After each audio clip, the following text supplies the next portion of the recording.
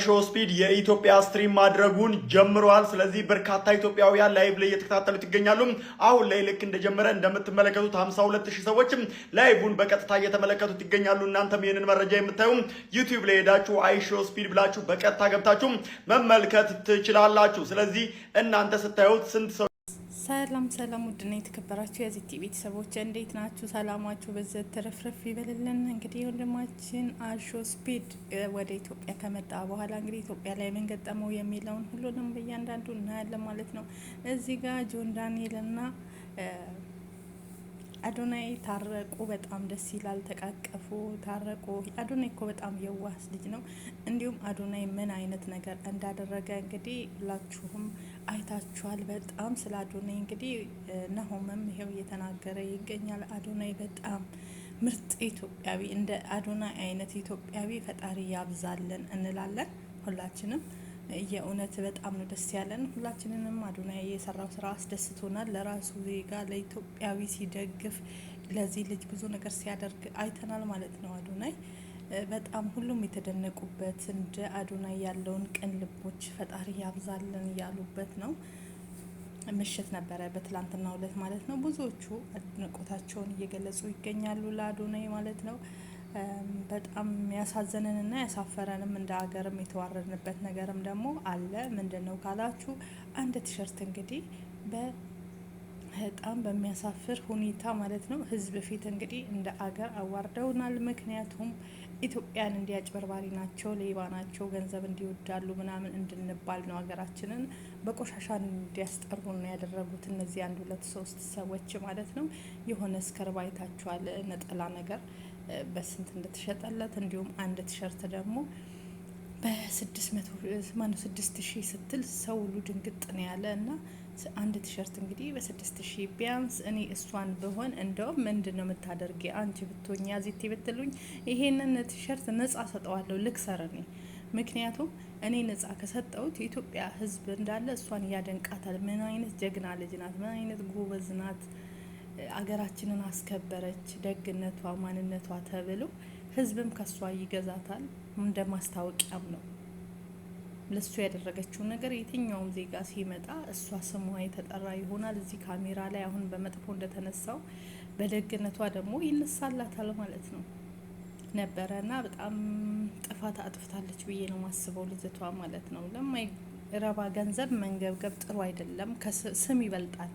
እውነቴን ነው ምለው፣ ቆንጆ ስም ይበልጣል ከምንም በላይ ማለት ነው። እና ሁሉም እንግዲህ ስለ አዶናይ እንዲሁም ደግሞ ትችት እየቀረበ ያለው የኢትዮጵያ ኦርቶዶክስ እንዴት ይሄንን ልጅ ቤተክርስቲያን ድረስ ይዛው ገብታ እንዲሁም ደግሞ ጥላ ወጥቶ የካህን ልብስ ተለብሶ እሱ ምንድን ነው እና ነው እንደዚህ የተደረገ ተብሎ ይሄም ትችት እየቀረበ ነው። ይሄን ለሃይማኖተኞቹ እንተው ማለት ነው፣ በህጉ ስርዓቱን ለሚያውቁ ሰዎች። በዚህ ላይ አስተያየት መስጠት እኔ አልችልም፣ ምክንያቱም ሙቀቱ ስለሌለኝ ማለት ነው። እንደ አንድ ኦርቶዶክስ ነኝ፣ ግን ውስጥ ገባ ብዬ የማውቀው ታሪክ ስለሌለ ምን እንደሆነ ሚስጥሩ ይሄ ባላቅም ማለት ነው። ብዙዎች እየተቹ ይገኛሉ እዚህ ጋር ብቻ። ለማንኛውም ማለት ነው ሀገራችንን በጥሩ ነገር እያስጠሩ ያሉ ሰዎችም አሉ። ጥሩ አቀባበል ጥሩ ነገርም እየተደረገ ነው። አዶናይ ግን አገራችንን በጣም የእውነቴን ነው ምለው እንደ አዶናይ መልካም ሰው የለም።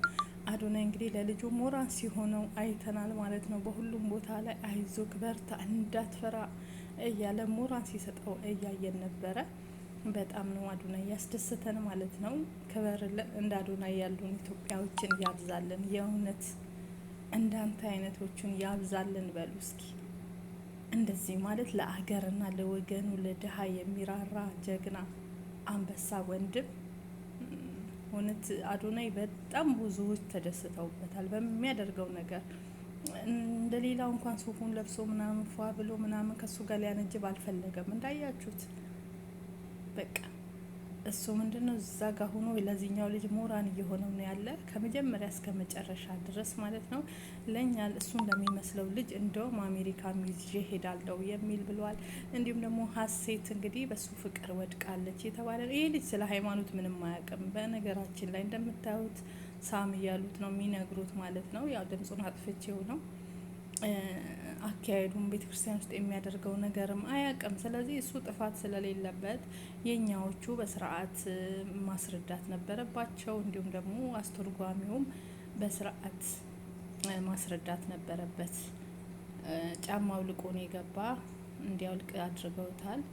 ይሄ አሪፍ ነው። እሺ ከዛ በኋላ ግን ውስጥ ግን ቀድሞ እሱ ነበረ ከቄሶቹ ከአባቶች ይልቅ አስተርጓሚው እየነገረ ማለፍ ነበረበት። እንዲህ ነው እንዲህ ነው እንዲህ ነው ሃይማኖት እንዲህ ነው እያለ ኢትዮጵያ ባህል እንዲህ ነው፣ ኦርቶዶክስ እንደዚህ ነው እያለ ማስረዳት ነበረበት በደንብ። ግን ናና ተብሎ ሁሉ ነው የመጣ ለመናገር እና ቀድሞ እሱ ነበረ መናገር ያለበት ብዬ አስባለሁ።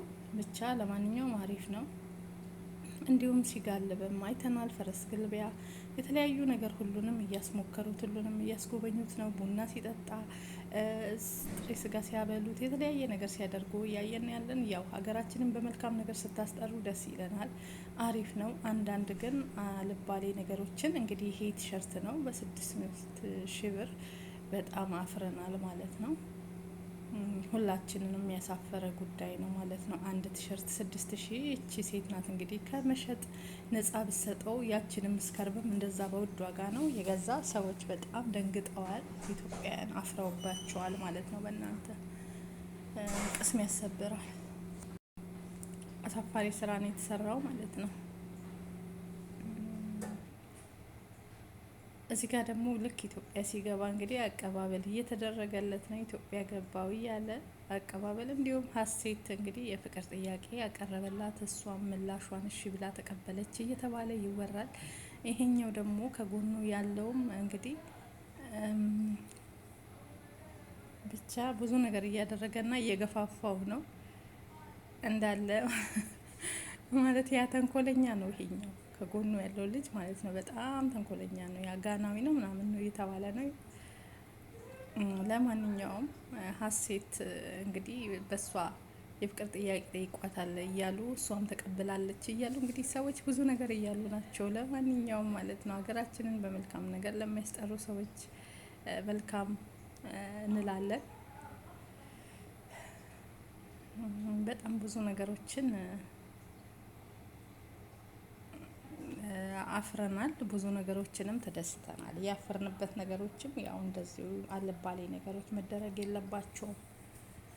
እንደ ኢትዮጵያዊ ጥሩ ፍቅር አሳይተው። ምክንያቱም ይሄ ልጅ አገራችንን እንግዲህ ታዋቂ ነው በዓለም ላይ ማለት ነው። አገራችንን ያስጠራል። አገራችንን ጥሩ ጥሩ አሪፍ አሪፍ ቦታዎች ላይ እንደዚህ ማሳየት አለባቸው። ከአዲስ አበባም አልፎ የተለያየ ቦታ ላይ ወስዶ ማሳየት አለበት ማለት ነው። እንግዲህ ብዙ ነገሮችን አይቷል። ብዙ ቦታዎችን ማዞር አለበት። ምክንያቱም ብልጭልጭ ነገር ሳይሆን ገጠር ራሱ እየወሰዱ ጎጃም፣ ጎንደር ወስዶ ሁሉን ነገር ማሳየት ነበረ። የገጠሩን ሕይወት ራሱ ማለት ነው። ከአሜሪካ የመጣ ሰው ብልጭልጭ መብራት ምናምን ነገር አይወድም። የሚወደው ዝም ያለ ነገር፣ ገጠራማ ነገሮች፣ ተራራ ነገሮች ምናምን ተፈጥሮ ነው በአጠቃላይ የሚወደው እና ተፈጥሮን ወስደው ቢያሳዩት ደስ ይለናል ማለት ነው በተለያየ ቦታ ላይ። ያ ቢሆን የበለጠ ነው ለሀገራችን።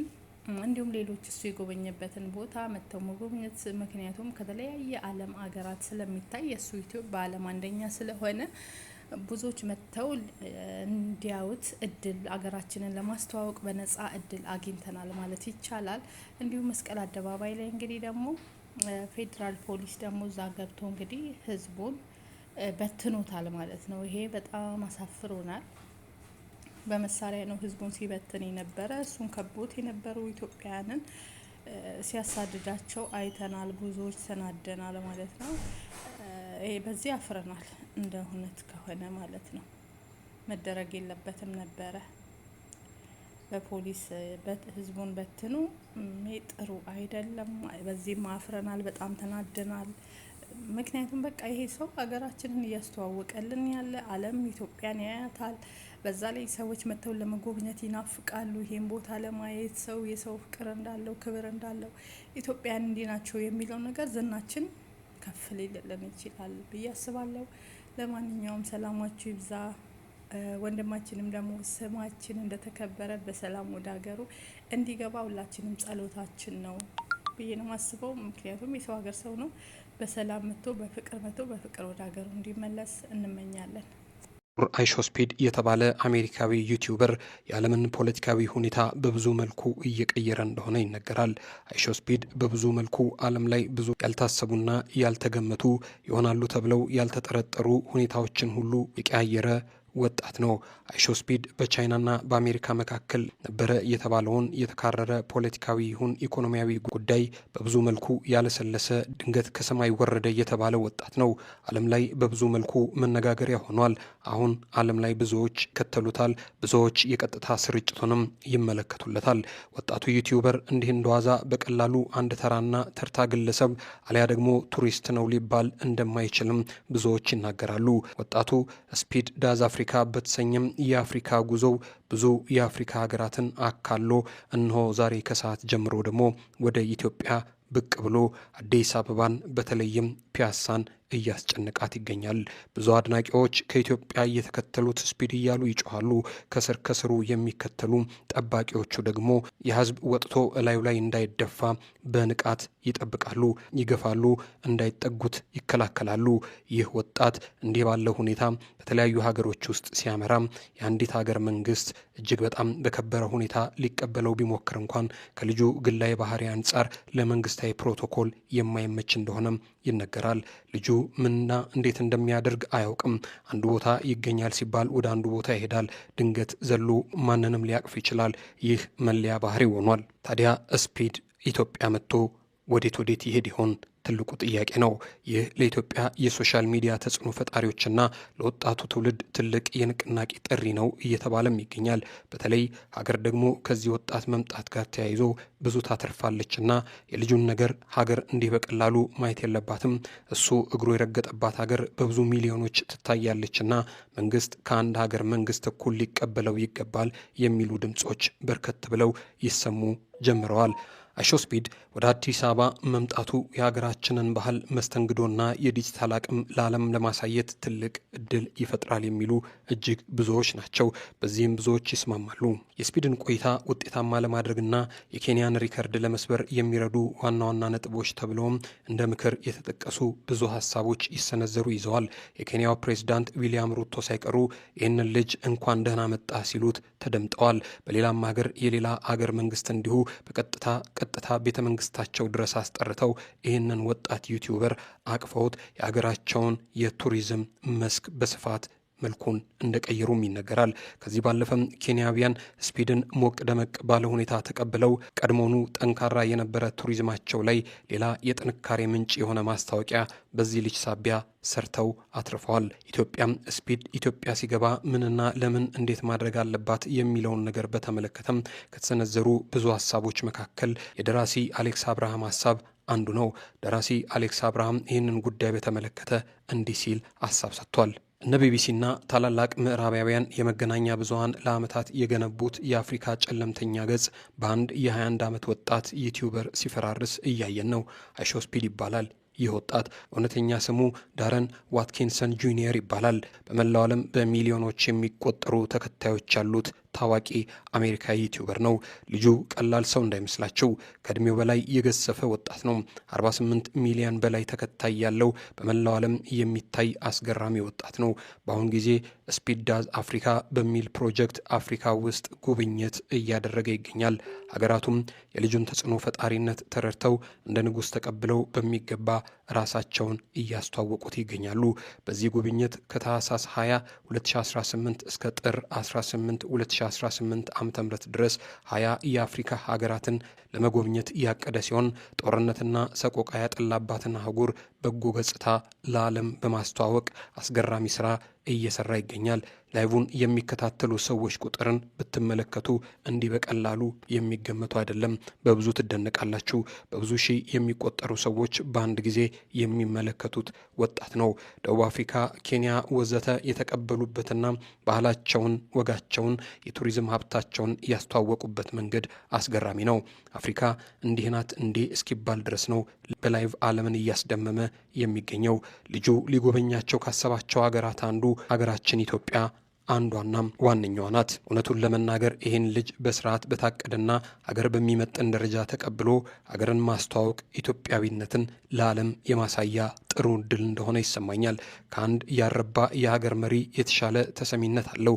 ይህንን ነገር ችላ ካልነው ግን ከዚህ በፊት እንዳየነው ተመሳሳይ ነገር ነው የሚገጥመን። ታዋቂ ቲክቶከሮችና ዘፋኞች ከውጭ ሲመጡ እነዛ አናታቸው ላይ ከሂውማን ሄር ሌላ ምንም ክብርም ሞራልም የሌላቸው በየሆቴሉና በየጭፈራ ቤቱ እየጎተቱ ጨማለቁ አይተናል። ይሄው የኢትዮጵያ ሴቶች ርካሾች ናቸው እንዲባሉም አስደርገውን ያውቃሉ። ይህ ለኢትዮጵያ የሚመጥን ስም አልነበረም፣ ክብሯም አልነበረም። በተለይ ሶሻል ሚዲያ የፈጠረብን በሽታ ራሳቸውን ለማሳወቅ ሲሉ የለየለት የለማኝነትና የሌላ ያልተገባ ባህል ወሮናልና እንዲህ ያደረጉ አጋጣሚውን ከሚጠቀሙ ሰዎች ልንሰውረው ይገባል። ሀገርና ሕዝብ ያረክሳሉ። በጣም አሳፋሪና ያልተገባ ባህሪ ከሚያሳዩ ሰዎች ይህ ሰው ሊሰወር ይገባል።